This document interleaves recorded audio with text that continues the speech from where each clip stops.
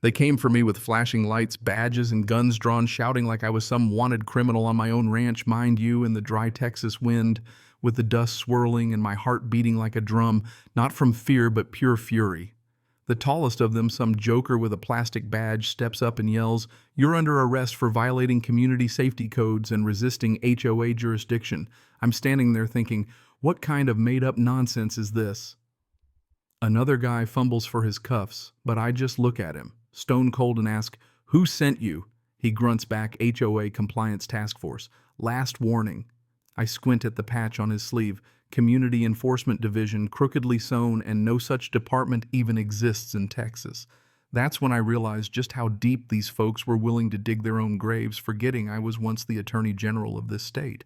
I looked him dead in the eye and said, "You boys are either really brave or really stupid." And as he moved to grab me, a black SUV barreled down my driveway, kicking up a cloud of dirt, and everything went from weird to wild in a split second. Let me back up a sec. My name's Gregory Miles, but around here I'm just Greg. Retired Attorney General, served Texas 20-some years, bought this ranch to escape the circus and get a little peace with my wife Linda, a few cows, some chickens, and 40 acres of what was supposed to be quiet. That was until the Oak Hollow HOA got it in their heads that I was a problem. See, my place isn't even in their HOA. Never signed a paper, never paid dues, nothing. But that didn't stop their president, Deborah Cartwright, from acting like she owned the county. Classic HOA. Karen, you know the type, platinum hair, red lipstick, walks like she's in a pageant, talks like she's got a courtroom TV show. She decided my red barn clashed with her neutral aesthetic. Never mind that I live a mile outside their neighborhood. First it was letters, then fines, $500 for fencing, $300 for livestock, all tossed into my fireplace with a grin. Then the threats started. Deborah and her little army, Ken Walters, the clipboard warrior Sharon Mace with her binoculars, showed up at my gate for a compliance inspection. I told them flat out, "You're trespassing, leave before I call the sheriff." Sharon took off like she saw a ghost, but I could feel something bigger brewing. Not long after, strange cars started parking near the road engine running, windows tinted. Then came official-looking notices from this Community Enforcement Division, badges, citations, all fake. I smelled their game but let them play just to see how far they'd go. I kept my head down, said nothing, and waited.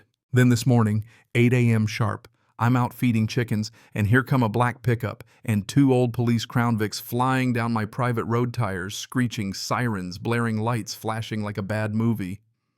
These officers jump out, shouting, waving megaphones, barking about compliance arrest orders. Linda bursts out from the porch, eyes wide. "Greg, what's happening?" I wave her back. "Stay inside, honey. They're not real cops." "Are they dangerous?" she asks. "Maybe, but they sure don't know who they're messing with." They rush me, try to shove me to the ground, and I say, "Calm as you please. You're violating at least 7 state and federal laws right now, and I should know. I helped write them." One of them freezes, the other shouts, "Shut up and comply."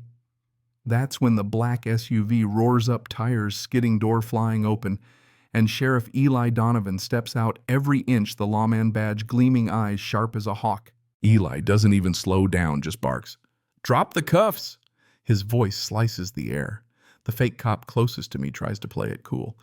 "Sir, this is HOA business. We're performing a lawful compliance arrest." Eli gets in his face, flashes his real badge. "You're performing what now?" I can't help but smirk. Eli and I go way back. He's not just sheriff, he's a friend. He helped me when I was Attorney General, and we've swapped Christmas cards every year since. But he's not in a friendly mood now. He rips the badge off the imposter's shirt, inspects it. "This isn't even laminated. You get this out of a cereal box." Another tries to sneak away, but Eli growls. Nobody leaves. "Dispatch, I need backup at the Miles Ranch. 3 suspects impersonating law enforcement, possibly armed." The cuffs clatter to the ground. Linda peeks out, phone recording, while Deborah herself watches from her Lexus, at the end of my drive, sunglasses hiding her face. We lock eyes. She doesn't blink, just peels out and drives off. But I don't forget. The investigation gets rolling before lunch. Turns out Deborah and the board hired these guys, rented the cruisers, made the uniforms, printed the warrants, all paid for with HOA money. One officer had a record for impersonation, another for harassment, and the loudest was Deborah's nephew. Classic. By sundown, they're cuffed and headed for county. That night, Linda and I sit on the porch, lemonade in hand, watching the sunset. She's desperate, Linda says. But she doesn't know what you're capable of. I smile, but deep down I'm angry. This isn't just harassment, it's dangerous. What if things had gone sideways? Next morning, I bring the evidence to Sarah Keene, my lawyer, a sharp, no-nonsense woman who doesn't suffer fools. She reads, shakes her head. Greg, this is criminal conspiracy minimum. Impersonation, false detainment, misuse of funds, maybe even mail fraud. I nod. She asks if I want to go public, meaning news vans pressure the whole 9 yards. I say yes. Within 2 days, every local station is blaring the headline, "Retired Attorney General nearly arrested by fake HOA cops." Deborah tries to spin it, but with the sheriff's footage, fake badge, and warrant, her story falls apart. The neighborhood turns on her petitions to recall meetings in uproar. But Deborah isn't finished. Sunday morning, I find hundreds of flyers on my property. My face photoshopped, "Dangerous criminal HOA violator, do not approach," printed above the logo. They'd cross the fence at night, trespassing, just to try and humiliate me. Linda's livid. "They want to isolate you," she says. "They want everyone to be afraid." I slip a flyer into a folder. Let's light a fire under some legal seats. Back at Sarah's office, she flips through the flyer. This is full-blown defamation, harassment, trespassing, misuse of police footage. I lean forward. I want everyone involved exposed. She grins. We'll file motions, pull emails, call a press conference. That night I call Eli, Deborah's nephew. "That's one of your suspects." "Yep," he says. "Had a rap sheet for impersonating mall security too." "Oh, and there's talk Deborah's been funneling cash out of HOA funds for personal use. Now we're getting somewhere." 3 days later, Sarah stands in front of the courthouse, news cameras everywhere. My client has been the target of unlawful intimidation and defamation. It's on every channel. Deborah vanishes, but Ken Walters, her vice president, knocks on my door, sweaty pale, ready to testify against her. "She scared the board," he whispers. "We didn't know, but I'm not letting him off easy." Sirens wail down the road. Sheriff Eli has a warrant. A full team and half the county comes out to watch Deborah get marched off in cuffs. The news is everywhere. That's when Sarah calls with another twist.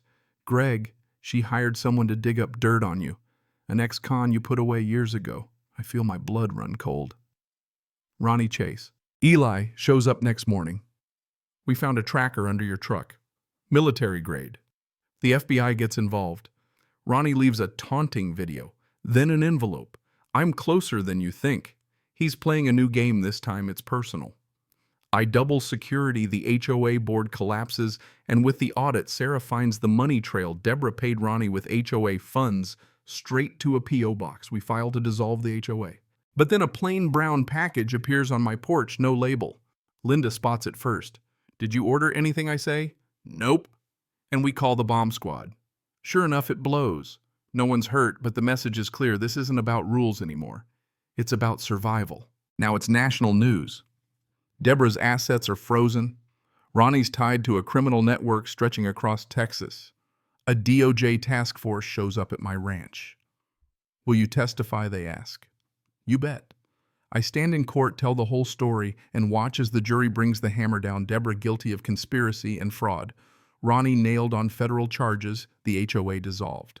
And just when I think it's over, new headlines break. A bigger network of corrupt HOA officials linked to Ronnie as exposed. Investigations spread to other states. Letters pour in from strangers. "You gave us hope." I host a cookout, repaint the barn with a mural. "You don't own me.